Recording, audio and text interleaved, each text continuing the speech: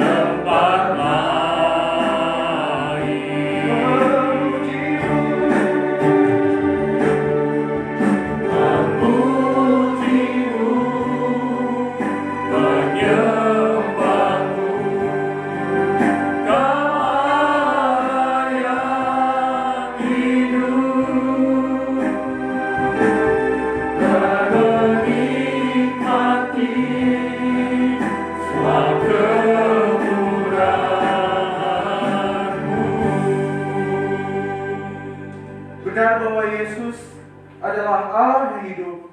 Karena itu kita patut memuji dan memuliakan namanya. Mari saat ini jemaat saya undang bangkit berdiri dengan rasa hormat. Kita nyatakan pujian kita kepada Tuhan. Ku kagum hormat akan Engkau.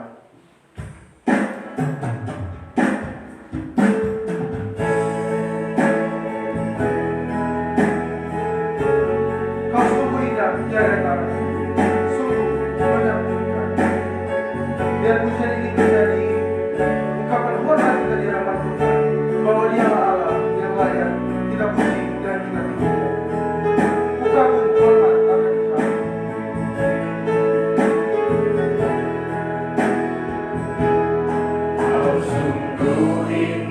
tiada taranya,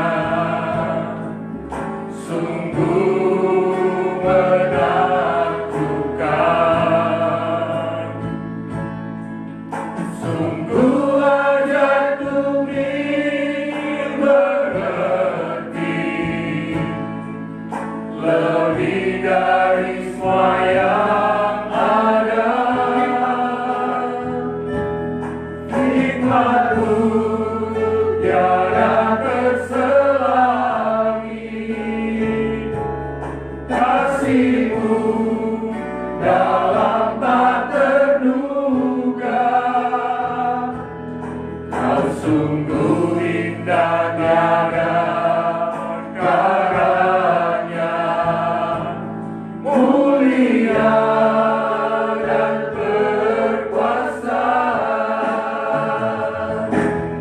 Ku kagum hormat akan Engkau, ku kagum hormat akan Engkau. Kau Allah yang layak dipuji, ku kagum akan Engkau, ku kagum hormat akan Engkau, ku kagum hormat akan Engkau. Kau Allah yang layak dipuji, ku kagum akan Engkau. Mari kita habiskan ibadah ini. Pertolongan kepada kita adalah dalam nama Tuhan yang menjadikan langit dan bumi, yang tetap setia untuk selama-lamanya dan tidak meninggalkan perbuatan tangannya. Amin. Salam sejahtera dari Tuhan Yesus Kristus.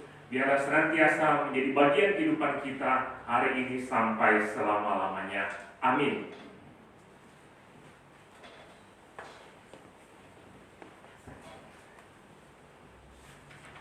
Ya, masih tetap berdiri. Mari terus kita ungkapkan syukur kita kepada Tuhan Yesus karena Dialah Allah yang besar, Allah yang perkasa, Allah yang sungguh dahsyat dalam kehidupan kita. Mari kita bertepuk tangan dan bersuka cita. Kita akan pujian besar dan perkasa Allah kita.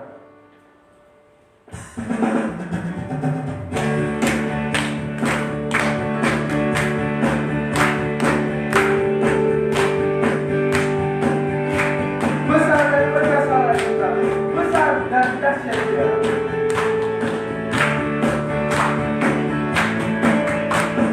Besar dan perkasa Allah kita, besar dan dahsyat Dia. Besar dan perkasa Allah kita. Besar dan perkasa Allah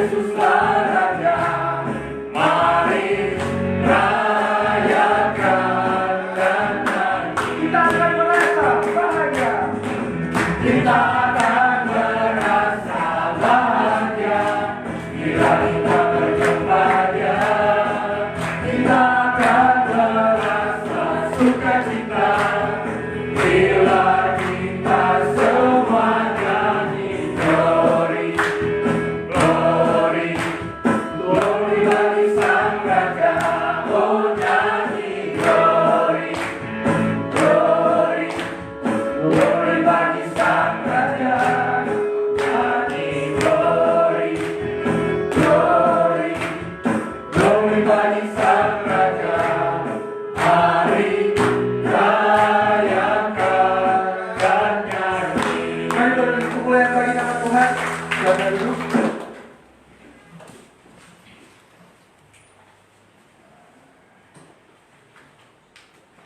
Jemaat sekalian, kita sadar bahwa hidup kita adalah hidup yang sia-sia karena dosa yang terus-menerus menggoda kita, menghantui hidup kita.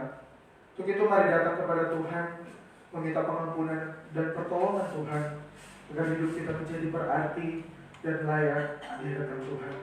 Mari saat ini secara pribadi saya berikan kesempatan kepada kita semua, kita datang saat ini ke hadapan Tuhan, meminta ampun akan segala dosa kita, sambil singers akan memiliki kita dengan pujian, ku tetap pegang salib Kristus. Biarlah pujian ini menjadi perenungan kita bahwa salib Kristus yang akan menebus setiap dosa kita.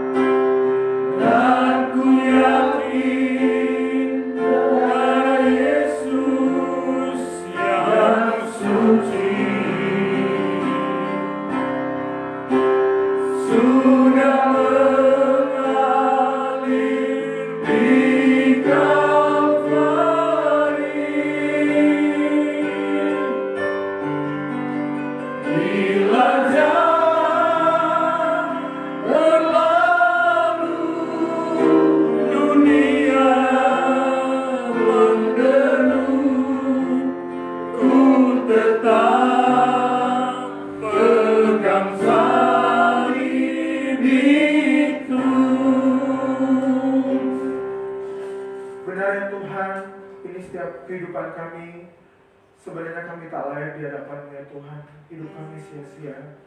Namun kami sungguh berterima kasih Engkau mau datang ke dunia ini menebus setiap dosa kami. Saat ini begitu banyak yang kami lakukan yang melawan kehendak-Mu dan menyakiti hati-Mu ya Tuhan. Setiap dosa kami ya Tuhan kami lakukan terhadap-Mu ya Tuhan. Bila Engkau mau datang dan menyucikan setiap kami agar kami layak di hadapan-Mu ya Tuhan. Dan kami mau berkomitmen ya Tuhan bahwa dalam kehidupan kami akan terus memegang salib ya Tuhan. Kami akan terus memandang ya Tuhan. Dan hidup kami akan terus memuliakan dan meninggikan nama-Mu. Inilah setiap kami ya Tuhan dengan segala kekurangan kami. Kami memohon pengampunan ya Tuhan. Dalam nama Tuhan Yesus kami berdoa dan memohon kepada-Mu. Amin. Dalam 1 Petrus 2 ayat 24 berfirman, Ia sendiri telah memikul dosa kita di dalam tubuhnya di kayu salib, supaya kita yang telah mati terhadap dosa hidup untuk kebenaran. Oleh bilur-bilurnya kamu telah sembuh. Pada saat ini kita ucapkan syukur kita karena anugerah Tuhan yang sungguh besar dalam kehidupan kita, dan karena kuasa darah Tuhan kita boleh disembuhkan. Oleh kuasa darah, mari kita naikkan pujian ini bersama-sama.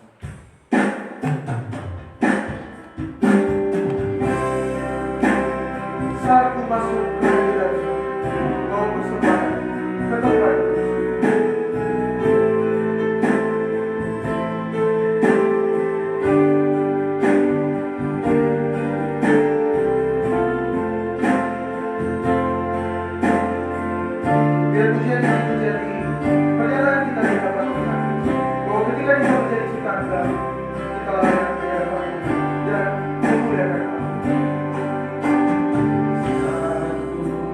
masuk ke hadirat-Mu, bawa persembahan ke tempat kudus-Mu. Pujian mereka, pujian tunaikan sembahku berikan bagi-Mu Allah yang mulia. Kau layakkan mengambil, Kau layakkanku mengangkat diriku, melihat tata kemuliaan-Mu Tuhan. Pujian tunaikan sembahku berikan bagi-Mu Allah yang mulia. oleh kuasa darah-Mu, Oleh kuasa darah-Mu, Kau telah tebus dosaku. Kekudusan-Mu melingkupiku, kasih-Mu mengalir memulihkan hidup. sungguh besar anugerah-Mu, Sungguh besar anugerah-Mu, Kau selamatkan hidupku. Ku menjadi ciptaan yang baru oleh kuasa darah-Mu. oleh kuasa darah Tuhan kita menjadi ciptaan yang baru. Dan untuk itu saat ini kita akan mendengarkan kebenaran firman Tuhan yang nantinya akan disampaikan oleh hambanya Evangelis Yani Warongan. Biarlah firman Tuhan menjadi pedoman dalam hidup kita dan kebenaran firman Tuhan senantiasa menghidupkan kita. Dalam persiapan, mari kita akan pujian bersama. Ku hidup bagimu, Yesus Kau kebenaran yang menyelamatkanku. Kau memberikan hidup dan pengharapan. Kita harus yakin bahwa firman Tuhan yang akan menghidupi kita, yang akan memberikan kita pengharapan dalam menjalani kehidupan.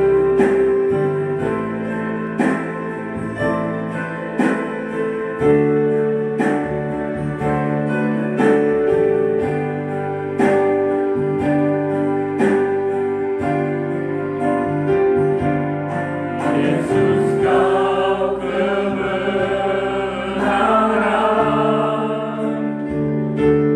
yang menyelamatkanku. Kau memberikan hidup Kau memberikanku hidup dan pengharapan. ku ikut Ku ikut kehendak-Mu. kehendak-Mu. Ku perlu anugerah-Mu.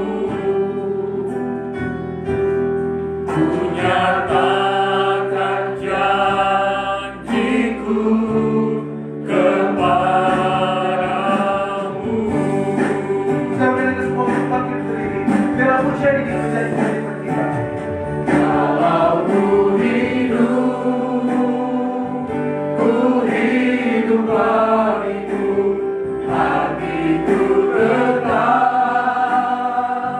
tetap menyembah-Mu. Dunia tak bisa menjauhkanku dari kasih-Mu.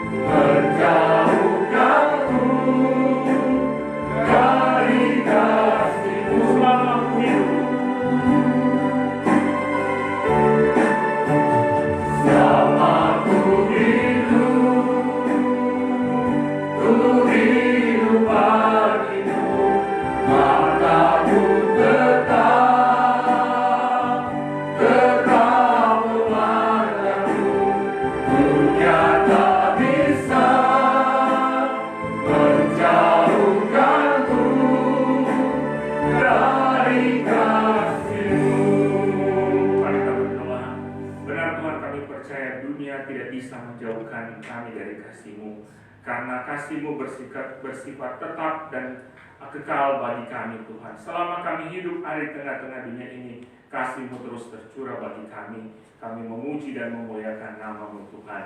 Dan untuk kami boleh menikmati terus kasih-Mu Tuhan, kami juga perlu diperlengkapi.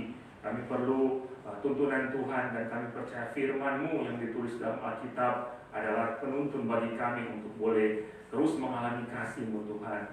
Dan saat ini kami akan membaca dan merenungkannya. Biarlah Tuhan menolong kami semua, beri pengertian bagi kami. Roh-Mu yang kudus yang ada di hidup kami menuntun kami untuk kami boleh mengerti apa yang diinginkan oleh Tuhan di dalam hidup ini. Dan kasih-Mu tetap kami alami hari ini dan hari-hari selanjutnya. Terpujilah Tuhan di dalam nama Tuhan Yesus. Tuhan menolong, menguasai, dan memampukan kami. Amin. Silakan duduk.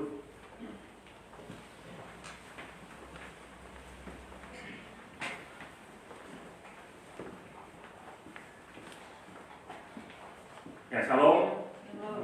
Ya, puji nama Tuhan. Kita bersyukur anugerah Tuhan senantiasa besar di dalam kehidupan kita. Kasih Tuhan senantiasa besar menjadi bagian kita. Hingga hari ini kita percaya Tuhanlah yang berkemurahan bagi kita untuk boleh ada. Dan sesuatu yang dikasih Tuhan di dalam kehidupan ini, ada satu yang pasti cepat atau lambat akan terjadi, yaitu perubahan.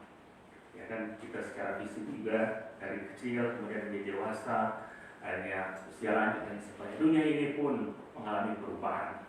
Nah, untuk itu mari kita akan melihat di hari ini, yaitu perubahan atau pembaharuan hidup yang harus terjadi dalam orang percaya. Mari kita membuka dalam Efesus 4 ayat 20 sampai 32.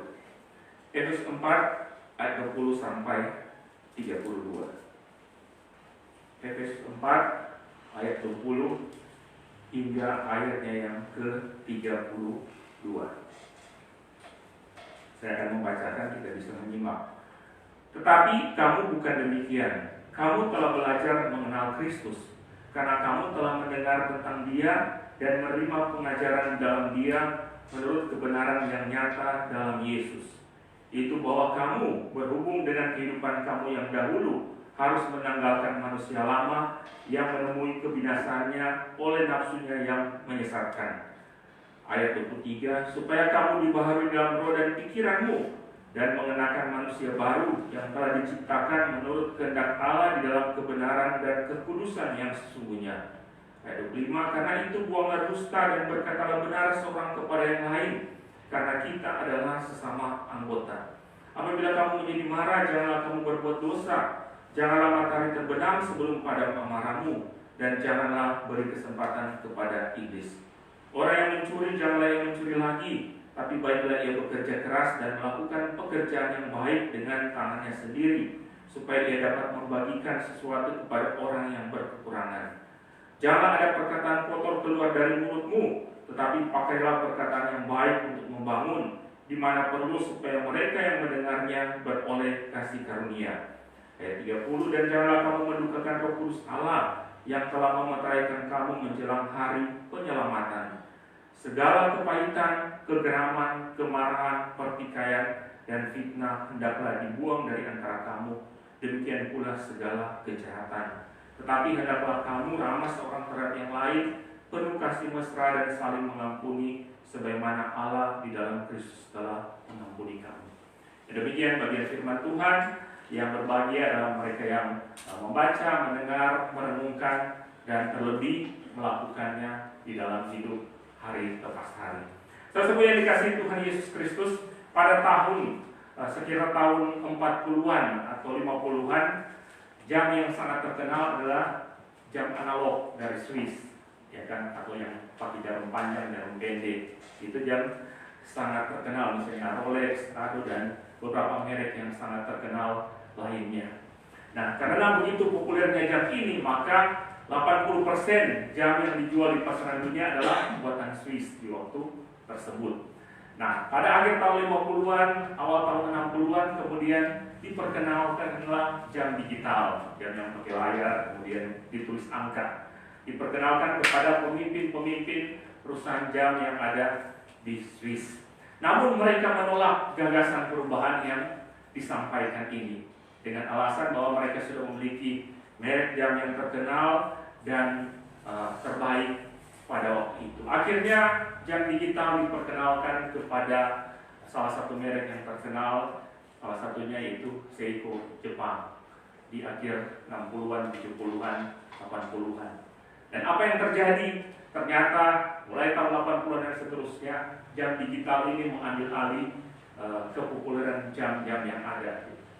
Dan kita juga boleh melihat hingga saat ini jam digital yang menguasai pasaran dunia, sehingga 80% jam-jam yang ada dari tahun 80-an hingga mulai 90-an dikuasai oleh jam digital, sedangkan jam-jam analog mulai ketinggalan, tidak mengalami perkembangan yang signifikan.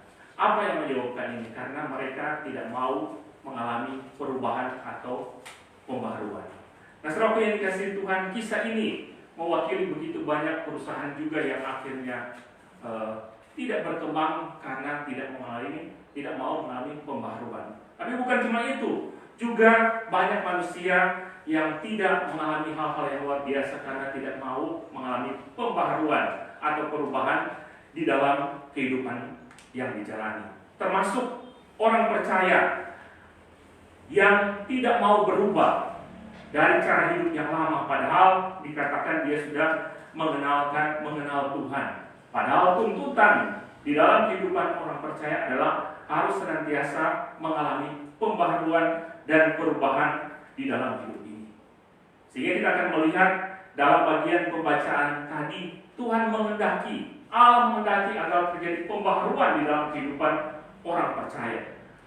Setelah dia mengenal Tuhan, datang kepada Tuhan, harus ada perubahan, harus ada pembaharuan yang terjadi di dalam kehidupan ini. Harus tidak sama dengan kehidupan manusia lama, tapi harus ada perubahan di saat sudah mengenal Tuhan. Mari kita lihat bagian-bagian yang kita baca tadi. Perubahan apa yang harus terjadi? Yang pertama adalah pembaharuan atau perubahan dari kebenaran-kebenaran yang pura-pura atau yang semu atau yang palsu menuju kebenaran yang sesungguhnya di dalam hidup yang sementara dijalani ini. Kalau kita perhatikan dari ayat 20 bagian pembacaan tadi, di situ dikatakan, tetapi kamu bukan demikian, kamu telah belajar mengenal Kristus. Dimulai dengan kata tetapi, yang ini mau menunjukkan kontras dengan ayat-ayat sebelumnya di ayat 17 sampai 19 yang menjelaskan mengenai orang yang tidak mengenal Allah dengan kehidupan mereka yang jauh dan dari hidup persekutuan dengan Allah. Kemudian mereka yang hidup dalam kebodohan dan kerendahan hati mereka. Kemudian dikatakan di sini juga perasaan mereka tumpul dan mereka menyerahkan hidup mereka kepada dosa-dosa. Ini kontras di ayat 17 hingga ayat 19. Juga menjelaskan tentang penolakan mereka terhadap firman Tuhan.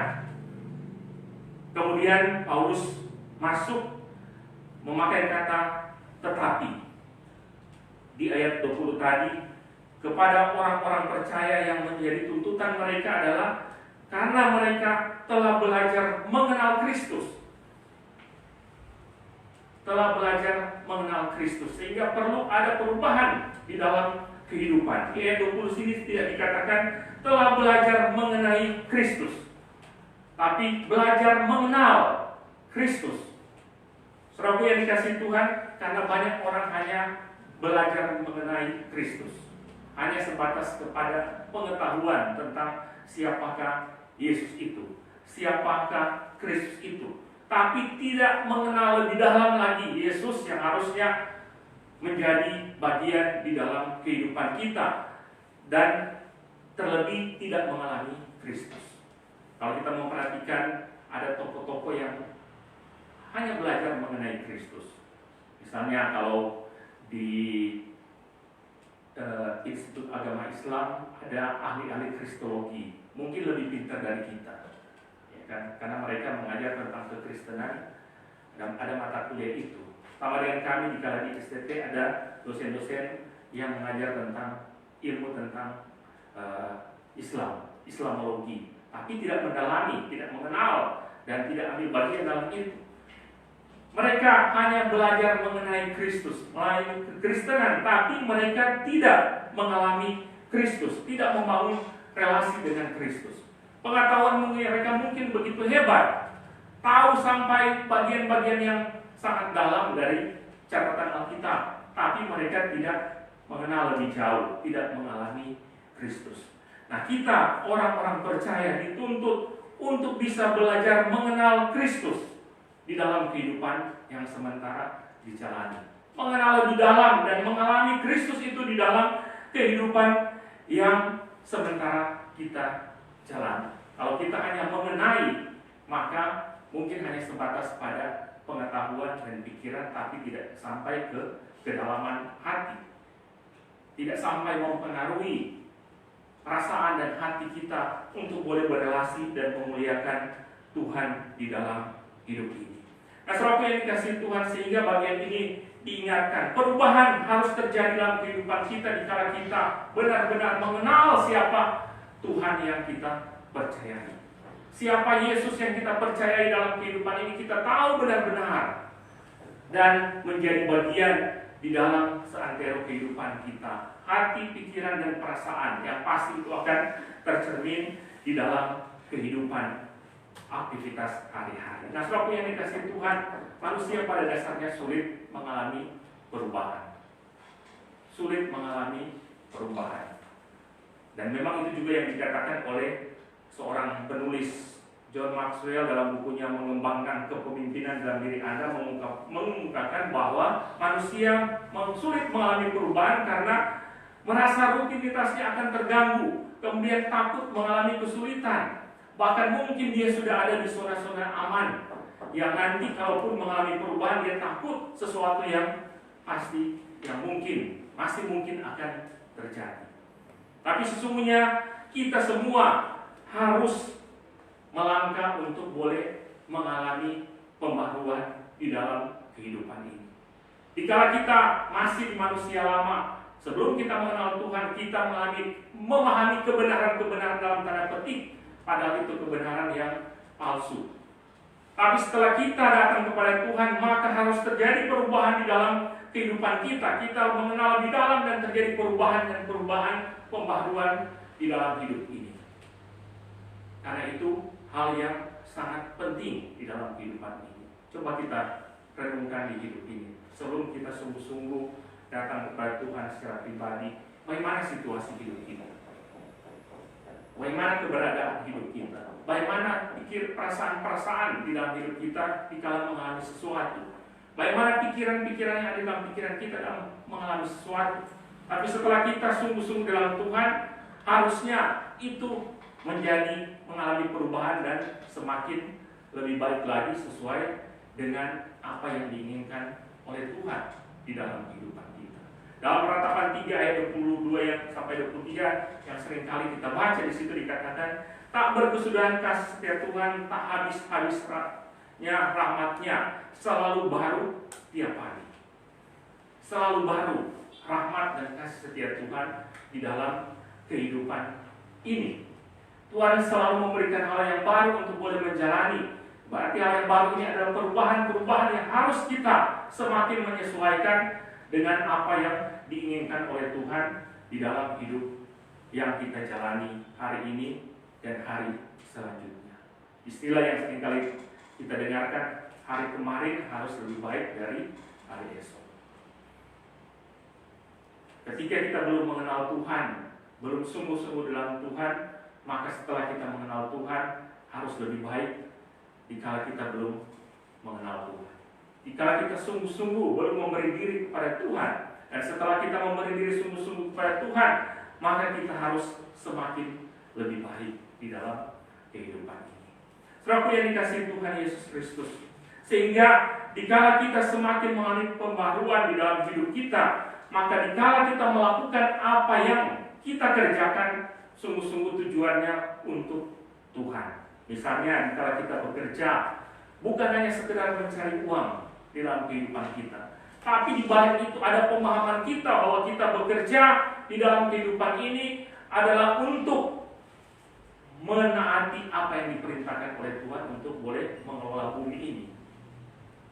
Setiap kita berkarya dalam kehidupan ini, setelah kita mengalami Tuhan, maka perubahan terjadi. Bukan hanya sekedar untuk mendapatkan uang, seperti orang-orang yang tidak mengenal Tuhan, tidak sungguh-sungguh dengan Tuhan, tapi dengan motivasi yang utama. Ini bagian yang diinginkan oleh Tuhan, untuk boleh mentaati perintah Tuhan, untuk boleh mengelola bumi ini, sehingga kita boleh bekerja dengan sungguh, bekerja dengan keras, berjeri lelah, karena memang tujuan kita adalah itu. Jika kita mendapatkan uang, itu tinggal berkat yang kita dapatkan karena kita menaati apa yang diinginkan oleh Tuhan di dalam kehidupan yang sementara kita jalani. Jika kita membangun hidup keluarga, suami dan istri, bukan hanya sekedar untuk ada anak-anak di dalam kehidupan kita, tapi terlebih kita boleh melangkah dan kita membangun keluarga kita menjadi satu tim yang kuat untuk boleh memuliakan Tuhan di dalam tanggung jawab pekerjaan dan pelayanan. Satu keluarga menjadi tim yang kuat, bukan cuma sekedar ada anak-anak. Orang yang tidak percaya pun punya tujuan menikah, membangun hidup rumah tangga supaya ada keturunan, ada anak-anak dan sebagainya. Tapi jika kita menyatu antara laki-laki dan perempuan, kita berkeyakinan Tuhan menghendaki ini satu tim yang kuat untuk boleh memuliakan Tuhan. Sehingga salah satu bentuk yang coba diterapkan di gereja ini kan yang jadi singers, liturgos ya satu keluarga kalau bisa, walaupun ya tiap waktu, tapi ada waktu-waktu supaya benar-benar menjadi tim yang kuat yang boleh membangun iman bersama-sama. Jangan bapak-bapak rajin ke gereja, ibu-ibu tertinggal di rumah. Konsep ini yang perlu dirubah. Biar betul ibu-ibu jaga toko, mantu bapak-bapak aktif di gereja, atau sebaliknya. Tidak. Di sini kita membangun supaya untuk satu keluarga boleh melangkah bersama di dalam Tuhan, di dalam kehidupan. Kalau bisa melayani sama-sama, harus melayani bersama-sama, saling menopang satu dengan yang lain. Nah, saudara yang dikasih Tuhan, ketika kita beribadah, kita pun bukan hanya rutinitas untuk boleh, ada yang penting kita masuk ke gereja. Karena hari Minggu, hari libur, orang Kristen harus beribadah datang ke gereja, maka saya pun ke gereja. Ataupun karena diundang ya saya datang. Tapi jika kita sudah mengalami pembaruan, itu pun berubah. Kita datang ke gereja karena kita menyadari Tuhan mengundang kita secara khusus untuk datang beribadah. Bayangkan, Tuhan yang undang saya dan saudara untuk beribadah bersama-sama di hari ini. Walaupun gereja hanya menjadi sarana menyampaikan undangan itu, tapi sesungguhnya kita meyakini bahwa Tuhanlah yang memanggil kita, umat Tuhan, untuk boleh datang beribadah kepada Dia di hari Minggu ini. Bahkan kita boleh melayani Tuhan, beribadah kepada Tuhan karena wujud syukur atas anugerah yang boleh kita alami di sepanjang kehidupan ini. Sehingga kalaupun ada terjadi hal-hal yang tidak sesuai dengan keinginan kita senantiasa ingat bahwa saya datang karena memang Tuhan yang mengundang. Karena Tuhan tidak pernah mengecewakan. Kami bisa mungkin mengecewakan, tapi Tuhan tidak pernah mengecewakan kita. Sehingga terjadi perubahan di dalam hidup ini setelah kita mengenal Tuhan. Hal yang berikut yang kita lihat, pembaharuan yang harus menjadi bagian hidup orang percaya adalah pembaharuan dari roh dan pikiran yang menyesatkan. Ayat 23 di situ ditulis, supaya kamu dibaharui dalam roh dan pikiranmu. Saudara yang dikasihi Tuhan, sebelum bertobat, roh dan pikiran kita masih dikuasai si jahat, sehingga tidak ada yang baik dalam pemikiran kita. Bahkan seringkali menganggap orang lain pun tidak bersikap baik di dalam kehidupan kita, sehingga kadang-kadang kita curiga, kita takut, kemudian kita menganggap tidak ada hal yang baik di sekitar kita, dan menyebabkan kita pun melakukan hal-hal yang tidak benar. Nah, saudara yang dikasihi Tuhan, pada saat kita mulai datang kepada Tuhan dan kita mulai belajar bagian firman demi firman, maka harusnya terjadi perubahan di dalam pikiran kita. Roh dan pikiran kita harus mengalami pembaharuan, dan pembaharuan itu dikerjakan oleh karya Roh Kudus. Dulu mungkin pikiran-pikiran yang menyesatkan yang timbul di pikiran kita jika kita belum mengenal Tuhan. Tetapi setelah kita mengenal Tuhan, maka pikiran-pikiran yang baik, seperti dikatakan di Filipi 4 ayat 8, semua yang baik, semua yang benar, semua yang mulia, semua yang agung, semua yang sedap didengar. Pikirkanlah semua itu. Terjadi perubahan. Roh kita yang jelas mengalami perubahan. Dari roh yang mengarah kepada keinginan daging, kepada hal yang tidak memuliakan Tuhan, maka setelah kita percaya kepada Yesus Roh Kristus, Roh Kudus yang ada di hidup kita. Karena kita tahu kan, yang sering kali diingat, jika kita percaya menerima Yesus sebagai Tuhan dan Juru Selamat, maka Roh Kristuslah, Roh Kuduslah yang berkuasa atas hidup ini. Roh Kuduslah yang masuk di hidup kita dan menetap di dalam hidup kita dan senantiasa mengarahkan, menuntun hidup kita untuk kita melangkah di hari-hari ke depan di dalam kehidupan ini. Nah, saudaraku yang dikasihi Tuhan, kita perlu senantiasa mengalami pembaharuan, dan pembaharuan ini dikerjakan oleh Roh Kudus. Sehingga kita perlu meluaskan Roh Kudus untuk berkarya di dalam kehidupan kita, agar pemikiran-pemikiran kita benar-benar pemikiran-pemikiran yang memuliakan Tuhan, pemikiran-pemikiran yang baik, yang mengangkat derajat manusia agar boleh senantiasa memuliakan Tuhan, senantiasa boleh merasa bahwa orang-orang lain pun diperhatikan dan dikasihi. Bukan menjatuhkan yang lain, tapi harusnya mengangkat. Supaya kita dipengaruhi di dalam roh dan pikiran. Atau terjemahan lain mengatakan semua sikap dan pikiran harus menjadi makin baik. Semua sikap dan pikiran kita harus menjadi semakin lebih baik. Jadi diharapkan jika kita berkumpul, bersekutu bersama-sama di gereja ini, semua sikap dan tindakan kita semakin lebih baik dibandingkan waktu sebelumnya. Hendaklah hati dan pikiranmu dibaharui seluruhnya.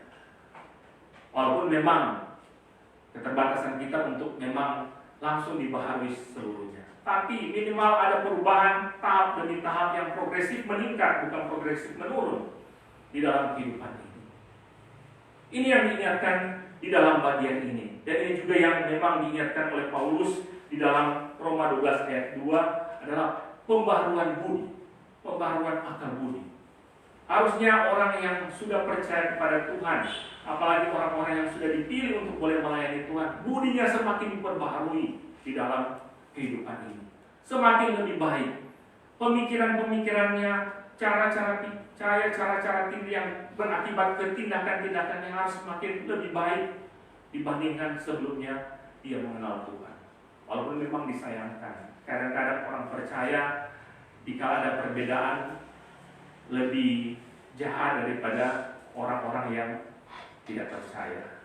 Permusuhan semakin abadi terjadi di kalangan orang percaya dibandingkan orang mungkin yang belum percaya, orang lain yang belum percaya. Atau mungkin yang seringkali kita bisa lihatkan yang lalu untuk sampai katakan, orang-orang di politik lebih gampang berdamai dibandingkan orang-orang di gereja. Ya, misalnya Jokowi dan Prabowo, emang baku habis dengan hal-hal yang ada, tapi hanya bisa berdamai. Tapi mari kita bersama-sama di tempat ini, kita boleh melangkah, terus mengalami pembaharuan dalam kehidupan kita, agar sikap dan tindakan kita semakin lebih baik dibandingkan hari-hari sebelumnya.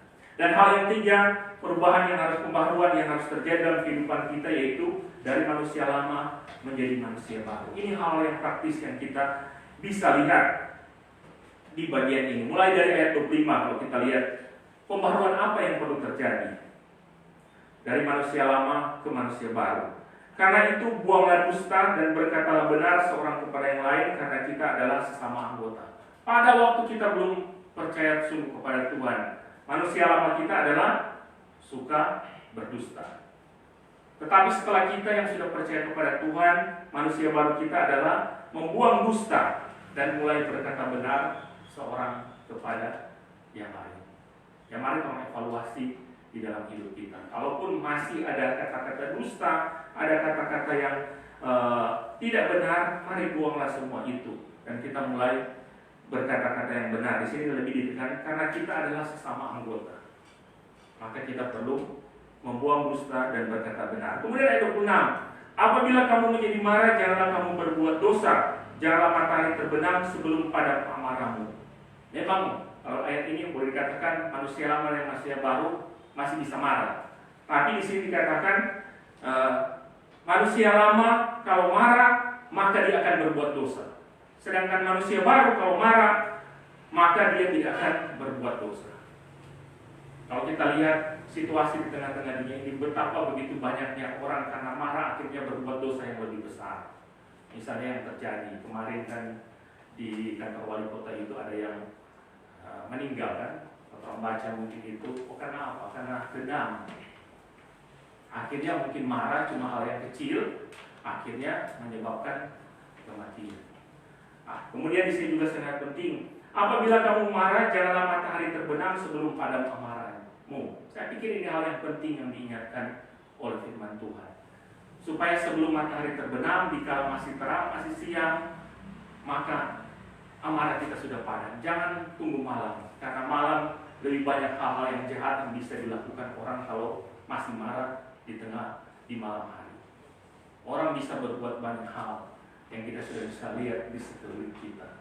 Janganlah kita marah, kalau marah, tapi jangan sampai matahari terbenam. Di ibadah keluarga yang saya bilang, ya ada yang 3 hari, 4 hari mau marah, harusnya tidak bisa seperti itu. Kalau boleh sebelum jam 6 sore selesai itu marah-marah dan pagi lagi kita melakukan bersama, malam dan pagi dan seterusnya. Kemudian ayat 27, dan janganlah kamu beri kesempatan kepada iblis. Manusia lama apa? Pasti akan memberi banyak kesempatan kepada iblis. Tetapi manusia baru, kita yang sudah percaya kepada Tuhan, maka tidak berusaha untuk tidak memberikan kesempatan kepada iblis, baik dalam pikiran, perkataan maupun perbuatan kita. Karena dikala ada celah, ada kesempatan dari iblis, maka dikala dia bisa masuk, maka akan terjadi hal yang lebih buruk. Janganlah beri kesempatan kepada iblis, itulah manusia baru. Itulah perubahan yang harus terjadi.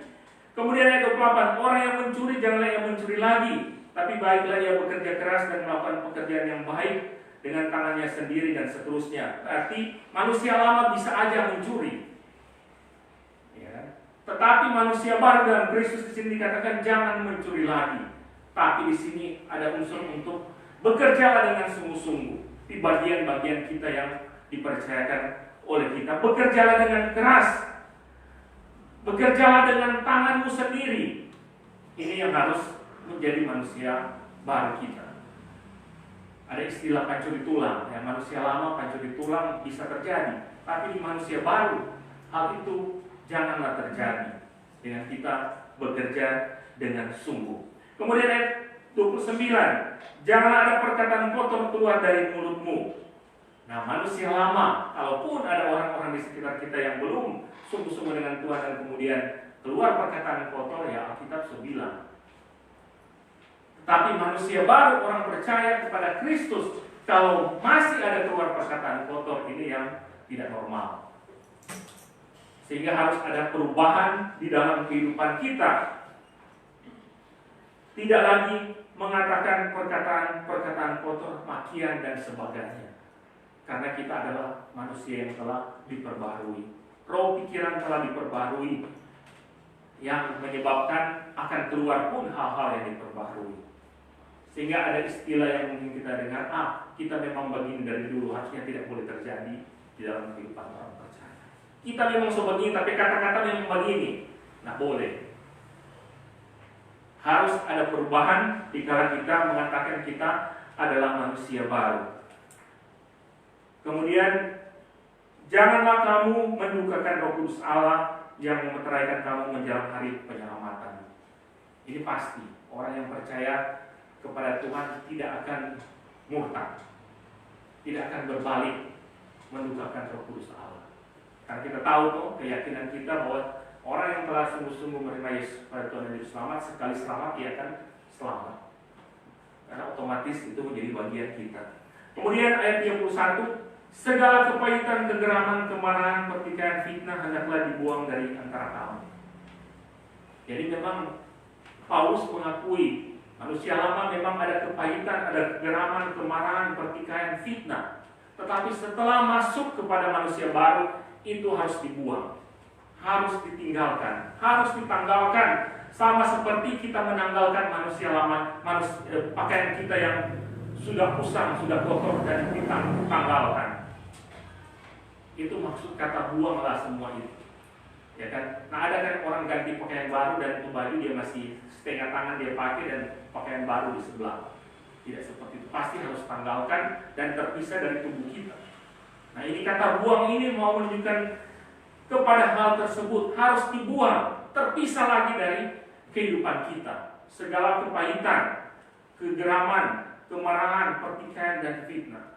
Sehingga seringkali kita dengar kesaksian ada orang yang kadang-kala nanti didoakan untuk dilepaskan dari kemarahan dan kepahitan, baru akhirnya dia kembali kepada Sang Pencipta dengan damai sejahtera.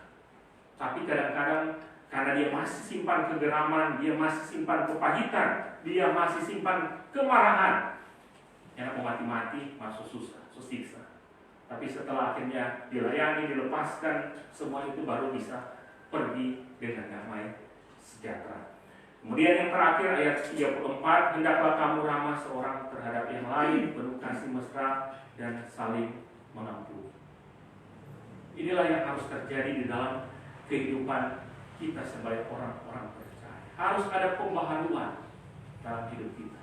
Saya percaya kita semua sudah meyakini bahwa kita sudah ada di dalam Kristus.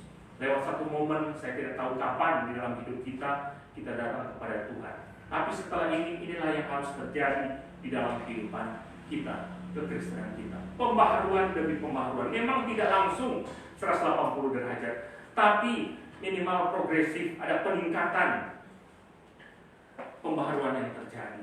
Dari dulu hal-hal yang begini, tapi kemudian di masa saat ini dan seterusnya menjadi hal-hal yang membangkitkan sukacita dan damai sejahtera di dalam kehidupan kita. Sebagai penutup bagian firman Tuhan ini dalam 2 Korintus 15 ayat 17, di situ dikatakan, jadi siapa yang ada dalam Kristus, ia adalah ciptaan baru, yang lama sudah berlalu, sesungguhnya yang baru sudah datang. Mari yang baru sudah datang dalam kehidupan kita setelah kita mengenal Kristus, mari kita melangkah dan perubahan semakin nyata bisa kita alami dan dilihat oleh banyak orang, sehingga Tuhan sendiri yang dipermuliakan. Tuhan Yesus memberkati firman-Nya. Amin. Mari kita berdoa. Terima kasih Tuhan, kami bersyukur untuk bagian firman Tuhan. Terima kasih Engkau sudah menjadi bagian kami dan Engkau menghendaki ada pembaharuan, ada perubahan-perubahan yang terjadi. Tuhan menolong kami Tuhan. Dikala kami pertama kali mengenal Engkau sebagai Tuhan dan Juru Selamat, menyerahkan hidup kami kepada Tuhan, ada banyak hal yang tidak berkenan sebelum kami percaya kepada-Mu. Tapi Tuhan tolong, setelah kami percaya sungguh kepada-Mu Tuhan hingga hari ini, walaupun masih ada banyak hal yang perlu diubahkan, dibaharui oleh Tuhan, biarlah Tuhan menolong kami dan mampukan kami, pegang tangan kami Tuhan, agar benar-benar kami boleh semakin serupa dengan Engkau di dalam hidup ini. Hal-hal yang tidak diinginkan oleh Tuhan semakin kami tinggalkan jauh, dan hal-hal yang dikehendaki oleh Tuhan seperti bagian-bagian firman yang sudah kami baca tadi terus menjadi bagian hidup untuk kami jalani. Terima kasih Tuhan. Tuhan tolong kami terbatas, tapi kami percaya Engkau yang tidak terbatas itu akan sanggup menolong, mengarahkan, dan menuntun kami. Teguhkan firman-Mu bagi kami semua. Dalam nama Tuhan Yesus kami berdoa. Amin.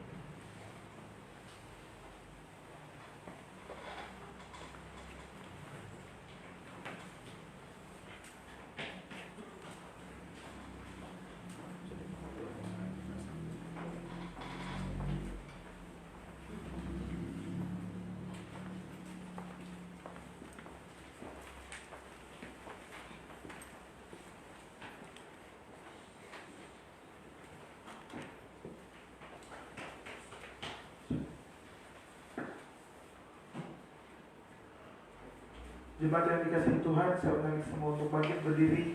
Mari dengan segala orang percaya di segala bangsa, kita mengerahkan pengakuan kita menurut pengakuan iman rasuli. Pengakuan iman rasuli demikian. Aku percaya kepada Allah, Bapa yang Maha Kuasa, langit dan bumi, dan kepada Yesus Kristus anaknya yang tunggal Tuhan kita, yang dikandung daripada Roh Kudus, lahir dari darah Maria, yang menderita sengsara di bawah pemerintahan Pontius Pilatus, disalibkan mati dan dikuburkan, turun ke dalam kerajaan maut. Pada hari yang ketiga bangkit pula dari antara orang mati, naik ke surga, duduk di sebelah kanan Allah, Bapa yang Maha Kuasa, dan akan datang dari sana untuk menghakimi orang yang hidup dan yang mati. Aku percaya kepada Roh Kudus, Gereja yang kudus dan am, persekutuan orang kudus, pengampunan dosa, kebangkitan tubuh dan hidup yang kekal. Amin. Silakan duduk. Kita akan mendengarkan persembahan pujian dari Gereja Bapak. Kita silakan.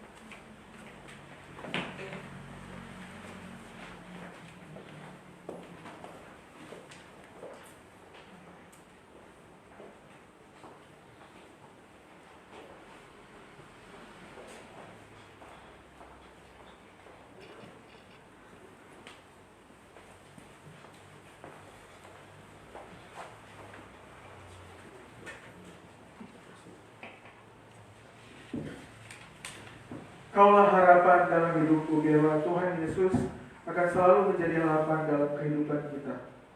Pada saat ini, sebagai ungkapan syukur kita karena harapan yang Tuhan berikan, berkat yang Tuhan berikan, kita memberikan persembahan, dan sambil puji persembahan dijalankan, mari kita akan pujian, bila ku renungkan kasih Tuhan.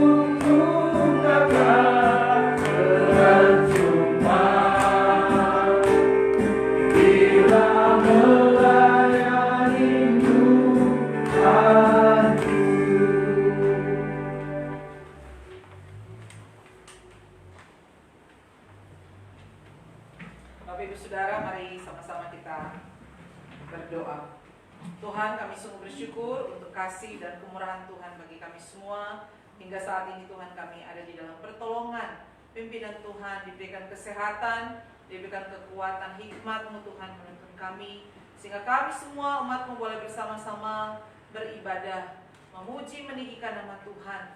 Kami bersyukur juga Tuhan, kami boleh lagi dituntun dengan kebenaran firman Tuhan.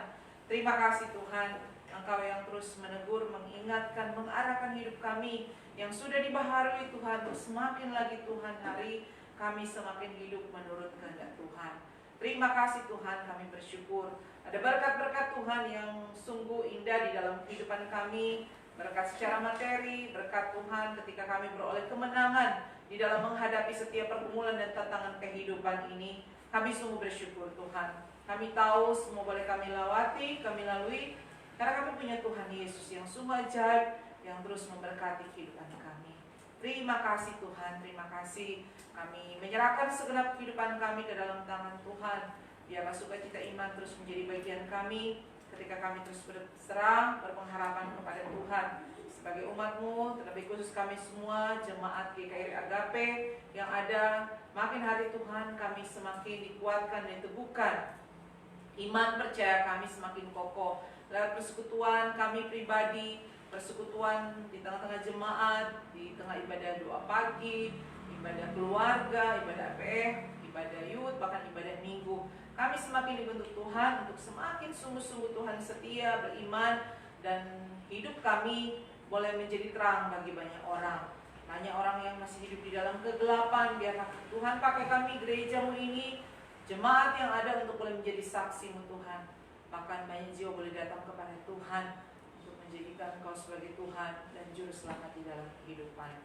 Kami juga membawa setiap pergumulan yang ada di tengah-tengah jemaat ini, jemaat yang bergumul dengan ekonomi, pekerjaan Tuhan, pasangan hidup, bahkan Tuhan banyak hal studi, Tuhan kiranya melawat setiap kami.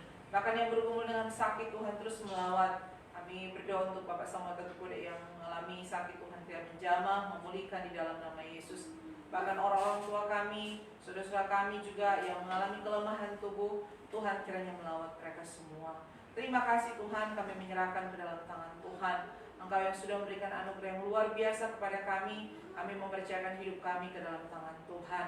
Terpujilah Tuhan. Kami juga terbeban untuk bangsa dan negara kami dengan kondisi pandemi yang sudah semakin hari juga semakin banyak. Tuhan, tolong berbelas kasihanlah lewat pemerintah, Presiden Jokowi dan jajaran yang ada untuk boleh mengatur Tuhan pemerintahan yang ada. Bahkan Tuhan di tengah masa pandemi ini mereka boleh Tuhan beri hikmat untuk boleh mengatur segala sesuatu sehingga boleh ditekan Tuhan menyebar luasan dari COVID-19 ini.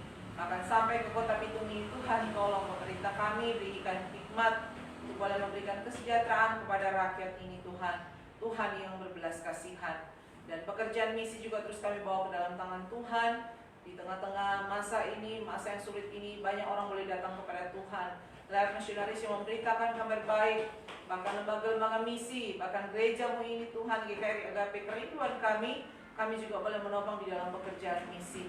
Tuhan kiranya memberkati kabar baik, kabar sukacita, pengharapan di dalam nama Yesus Kristus boleh menjadi bagian orang-orang yang belum pernah mendengar, orang-orang yang belum percaya kepada Tuhan, boleh datang kepadamu Tuhan. Kami menyerahkan ke dalam tangan Tuhan. Dan kami bersyukur di tengah ibadah ini kami boleh memberikan persembahan. Dalam keterbatasan kami, Tuhan memberikan hati bagi kami untuk boleh mempersembahkan persembahan ini. Tuhan berkati itu boleh dipakai bagi pelayanan yang ada, dan secara khusus yang menjadi doa kerinduan kami saat ini untuk pengadaan juga sound system, alat musik. Tuhan buka jalan, Tuhan berkati setiap orang-orang, biarlah Tuhan menggerakkan Tuhan lewat setiap upaya yang kami lakukan. Tuhan sendiri yang menuntun. Terima kasih Tuhan, ke dalam tangan-Mu kami membawa setiap ungkapan syukur dan permohonan kami. Kami akan tutup dengan doa Bapa kami yang sudah Tuhan ajarkan kepada kami semua. Bapa kami dalam surga, terus dan Allah belajar. Bila kami hari ini akan kami bersyukurnya dalam pengambilan seperti kami sudah bersama. Lepaskan kami kuasa dan kemuliaan sampai selamanya. Amin.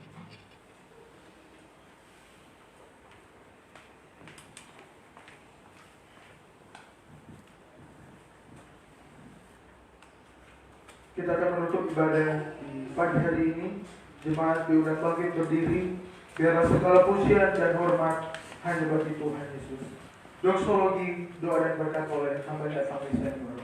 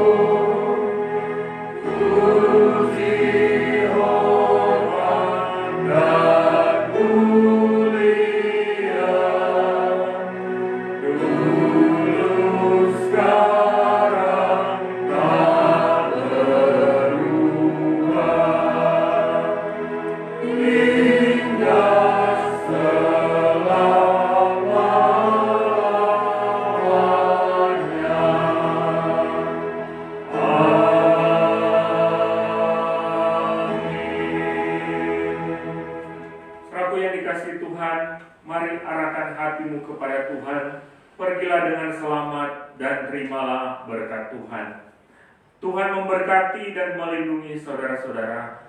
Tuhan menyinari dengan wajah-Nya dan memberi saudara-saudara kasih karunia. Tuhan menghadapkan wajah-Nya kepada saudara-saudara dan memberi saudara-saudara damai sejahtera sekarang ini sampai selama-lamanya. Amin.